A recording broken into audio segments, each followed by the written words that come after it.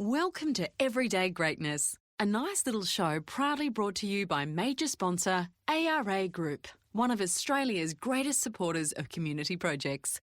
Everyday Greatness is a show hosted by a real human being, talking to some real people about real human issues that will help make you feel proud again of simply being a good solid Joe bag of donuts. Here's your host, Barnaby Howarth. Welcome to Everyday Greatness, and thanks for listening. I'm your host, Barnaby Howarth. This is a show designed to help people realise there is greatness in being an everyday Harry Sacker Rolls. The family of my guest today, Tom Harley, proved beyond doubt that you can get measurable success by leading people with a focus on old school values. Tom's grandfather, Flight Lieutenant Bryan Rofe, led a mission that saved 28 men from a seemingly hopeless situation stranded in Timor in World War II. They were trapped between the coast and an advancing Japanese army. Tom's father chaired a foundation looking to find a cure for spinal cord injury. The foundation was started by a friend of Tom's dad's who suffered spinal cord injury while playing AFL footy, and Tom himself captained Geelong to 2 AFL premierships. He's now the CEO of the Sydney Swans. Focusing on old school values isn't guaranteed to bring you success, but it's the accumulation of small, generous acts directed to the people around you that builds community resilience, which brings good people into your life, which can, in turn, lead to success. In the world of professional sport, where people seem to be getting more and more ruthless as they chase instant success, Tom Harley is a refreshing kind of bloke. Tom has done some big things in sport, but he's done them all by focusing on those small, immeasurable things in life, just trying to be a good human being and helping those around him become better people. Old school values like trust, self-pride and respect are often thought to be getting in the way in professional sport, where it seems like everybody is on a ruthless quest to find their mystical X factor so they can stand out and be the best. But by instilling those old school values in the club at Geelong, Tom helped the club win 2 AFL premierships and helped some of his mates win Norm Smith and Brownlow medals. Now at the Sydney Swans, Tom Harley is like Harry Potter. Wherever he goes, big things just keep happening around him, and he keeps making the people around him better. But Tom doesn't use a magic wand or a flying broomstick though. Tom takes his cues from the role models in his life, especially his father and grandfather. He just keeps focusing on the small things, and big things keep happening around him. To tell us how he balances the demands for instant success that come with being the CEO of a professional sports club with the old school pursuit of just trying to be a good person, I'm pleased to say that Tom Harley joins me now. Tom, thank you and welcome to Everyday Greatness. Thank you for having me, Bar. Great to see you. We're in the boardroom of the SCG, so really pleased to have a chat about all things and looking forward to it. So your father, your grandfather and yourself seem to have a reputation for being respected leaders. What are some of the traits you're the most proud of that you've inherited directly from your father and grandfather? It's one thing that I feel really privileged about, Barnaby, is learning about my grandfather. He's my paternal grandfather, so my mother's father. And as a young fella growing up in Adelaide, he passed away when my mum was in her late teens, so I never met Bryan Rofe. But my grandmother, Patricia, she was very much the matriarch of that family. She passed away at the ripe old age of 93. She was a dyed-in-the-wool Adelaide Crows supporter, loved the beloved Norwood Redlegs in the SANFL, and she spoke glowingly about Bryan, obviously, and she never remarried. She never had, so she told us, never had any other relationships after Bryan. But recently my cousin, Tom Trumbull, he's an author and he wrote a book about Bryan's exploits in Timor during the Second World War and the leadership role that Bryan played with, in effect, saving the lives of over 25 troops. And he subsequently turned that into podcast, which was a great history lesson for all of us, the family. So, look, Bryan was he was a doer. He cared for people. He was hard. He was absolutely hard, but very much believed in uniting a group of people towards a common cause. And my old man is on the other side of the family. He is a lawyer in Adelaide. We grew up around local footy clubs. And one thing I've often said about my dad is that he never says anything untoward about anyone. I think every now and again he might say, "Oh, geez, I'm not sure about that person," but he's certainly not derogatory, and he is a good human being. And I think the nub of it, jumping around a little bit, Barn, is ultimately from an individual standpoint how you define success. You know, we live in a world, whether it's sport or business or school or education, where there are so many finite outcomes. And if you know, I think the really great people, the people that I aspire to, they're playing an infinite game, if you like.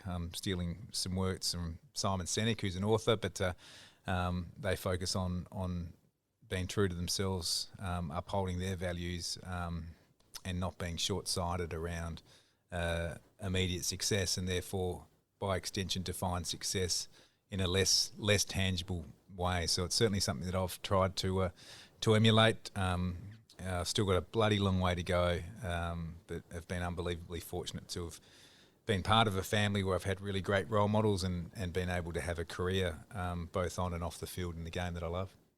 So in this modern world where everybody is after short-term success, everybody seems to want to be better than the people that came before them. Do you want to be better than your father and your grandfather, or are you happy being exactly the same? Again, it probably goes back to the definition of better. I certainly have an internal mantra, if you like, to be better tomorrow than I was today. Now, that doesn't necessarily need to be defined by winning more games, generating more revenue. I guess I'm not necessarily playing in this space, but having more social media followers or likes. They're very immediate measurements of performance. I try to take every opportunity in life, every situation in life as an opportunity to learn something. So this is a good conversation, and you probably don't realise, but I'll walk away from it taking something, putting it in my kit bag and pulling it out some other time down the road. And when I do speak to people about their own sort of personal journey and personal development, I do encourage everyone to look around, throw themselves into situations, and ultimately try to add strings to their bow. So, and that's my definition of getting better. Yep. So a lot of people would consider you to be a successful bloke. 2 AFL premierships as captain, and now the CEO of an AFL club. Most successful people seem to have an X factor. What's your X factor? Oh, geez. That's a what I try to do, Barney, and I'll caveat all of this by saying I'm not an expert on anything. I'm on a continuing journey. I'm really enjoying the role I'm doing at the Sydney Swans, and we've got a lot of work to do as we work our way through a transitional phase on and off the field, and certainly off the back of the challenges that COVID-19 presented the industry, but particularly our club. I would like to think, and I can put my head on the pillow at night, that I try my best. I put the work in, not afraid of hard work, and I'd like to think I treat people with respect, and try to surround myself with people who also try their best, and are not just cookie cutters of the way I see the world. So there's a little bit of luck sprinkled in there as well. I think people who say that's not the case are probably not being totally truthful to themselves. I've been fortunate being the benefactor of a couple of sliding door moments. I had it in my football career. I landed at the Cats and an opportunity presented to play in a particular position. I married a Sydney girl, and that presented an opportunity to move to Sydney and be involved in our great game in a development sense, and then obviously the introduction through to the Swans. So a little bit of luck in all of that, but ultimately I try to do my best through hard work and staying true to who I am. So let's talk about the Swans for a sec. The Swans' unprecedented 20-year run of making the finals came to an end on your watch. Do you feel pressure to win at all costs from that moment? Yeah, I think one of the things being involved in elite sport and particularly coming through a playing background, you're not comfortable in high performance, but you certainly understand high performance. So it may feel a little contrary to what I was saying before. AFL football is a win-loss game. We played as a club. We played in 10 consecutive final series. The last time we missed the finals prior to the last 2 years was back in 2009. So we had a 10-year run, and over a 23-year period, it was 19 out of 23. So short answer is it sits uncomfortably with me that we've missed the finals the past 2 years. Statistically, we had I think it was our lowest ladder finish in the history of the club because we finished 16th.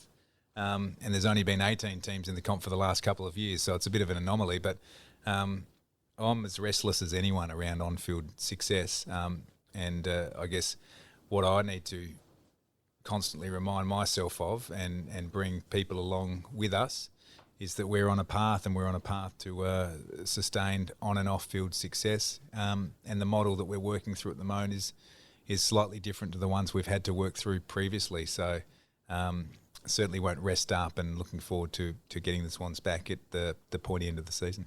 So a lot of people might ask, your Swans Foundation does a lot of work in the community, at schools, and helping the community better. How is spending time in the community going to help this football club win premierships? It's a really good question, and that's part of the long game. We understand, and we're in an extremely fortunate position at the Swans to be a flag bearer for the code. Barn, you've been around a long time, a life member of AFL Sydney, and you've seen the game, I guess, develop from very much grassroots to what it is today, and we've still got a long way to go. And we know that the brand of the Swans and the role models that we have through our players can have significant influence over future generations. My kids play at Drummoyne Power in the junior AFL competition, and they're playing with kids parents have never seen the game before. They've come from overseas, they've come from interstate, and we know how positive an impact that the Swans can have on those junior clubs. And so the foundation supports that, and I guess from a talent point of view, significantly supports the QBE Sydney Swans Academies, which is now branched out to a youth girls academy as well, and to see those young boys and girls run around and come through the development pathway that the AFL ultimately facilitates is great, and we take our responsibility as a key player in that very seriously here at the Swans. So what do you say to young players, especially your children's age, when people tell them nice guys finish last and the squeaky wheel gets the oil? Oh, we've had this conversation over coffee before, Barn, I reckon. There's a different. I'll answer it by saying there's a distinction between being nice and a pushover, and being a really good person. And the most successful people that I've met in life, again, how you determine or define success is up to you. But the most successful people that I've met are genuinely good people. They're very respectful. They give and earn respect. They're very personable, and in a lot of ways, funnily enough, they're subservient to a greater cause, and that cause might be their family, it might be their footy club, it might be their business, it might be their friendship group. In my experience, they're the type of people that have sustained success. I've got no doubt if you go for win at all costs, you think about the concept of win at all costs in its most extreme form, that's cheating. I'm not sure I want to win at all costs. There's a line there, but anything that I've been involved in, I certainly want to win. I'm bloody competitive, but also want to leave the place, the team, the organisation, friendship group, school, whatever, better for my involvement in it. And that's ultimately around sustainability. So making the right decision isn't always the popular one. Tell us about what you did with Stevie J back at Geelong when you were the captain. Stevie J. No. I've spoken to Steve's a really good mate of mine. He's obviously an assistant coach at the Swans for the past couple of years, and he's back at the Giants where he finished his career. Stevie was a player who had enormous ability at that point in time, hadn't fulfilled that potential. The Geelong Footy Club at the time were going through a very significant cultural reform, behavioural reform, and new standards were set unashamedly off the back of the success that the Swans had in that sort of space through leading teams, and great leaders like Brett Kirk and Stewie Maxfield, Craig Bolton, Adam Goods, that sort of crowd. And Steve needed to get better, and as a group, a leadership group, we challenged him on that, and he fell short, and he was banished to the VFL as it was back then, and with some pretty strong riding instructions to get better, and that was around professionalism, but ultimately respect for the position that he was in, for his teammates, but most importantly for himself. And to Steve's credit, he did that, and it was a really significant turning point in his career. But I guess when you're talking about leadership, again, caveat, I'm far from an expert, but again, the leaders that I look up to, they do the right thing at the right time for the right reason, and sometimes, to your original question, Barn, that is unpopular. But as long as you've got a resolve and a conviction within yourself that you're doing it for the right reason, you can't go too far wrong. How hard is it to keep telling yourself you're doing the right thing, making these tough, unpopular choices, and all that sort of jazz that goes with it, when the Swans missed the finals 2 years running, and you have to give up the lease you had for a new premises for the Sydney Swans?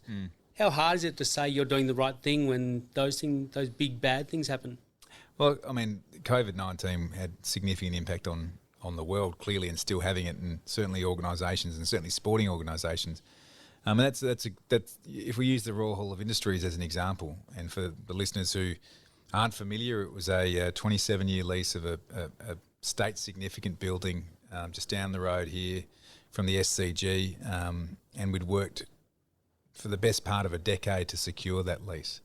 The reality is, for the long-term benefit of the club at that particular point in time, so right thing, right time, right reason, it was the prudent decision to surrender that lease. At the point in time when we did that, we were unsure of our going concern, and that was important that we did that for the longevity of the club. Now we are working feverishly to reignite that lease, and we've got a bit of work to do. But again, if you've got a framework that your decision making matrix, without sounding too wishy-washy about it, is sound, some of those hard decisions become a little easier. So, what can fans of AFL in general, and especially the Swans, look forward to in 2021?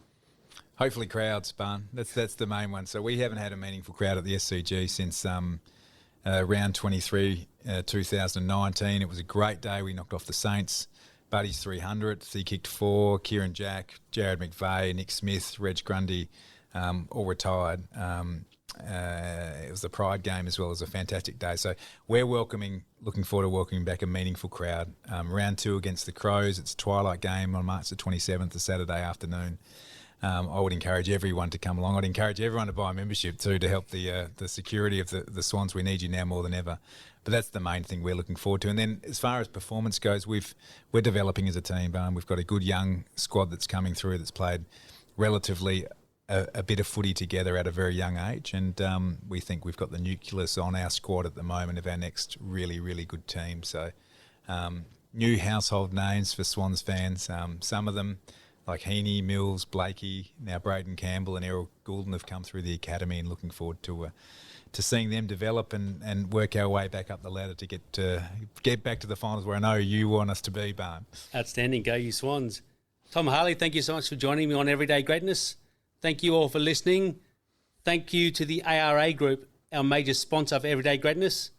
Thank you to Look Studio Australia for recording this podcast. And I hope that when you put your device down and walk down the corridor in a little while, you lift your head up, push your shoulders back, and are proud of being an everyday Joe Bag of Donuts. I hope you can join us next week, where I'll be speaking to international journalist Prue Clark, who reported on the Twin Towers bombings on 9/11 and the Ebola crisis in Africa. I'll be speaking to Prue about how she builds family resilience under her roof. Thank you again for listening. We hope you enjoyed this episode of Everyday Greatness, proudly brought to you by major sponsor ARA Group. If you'd like to stay up to date, check out our pages on Facebook and Instagram, or to listen to more episodes, go to everydaygreatness.com.au or wherever you get your podcasts.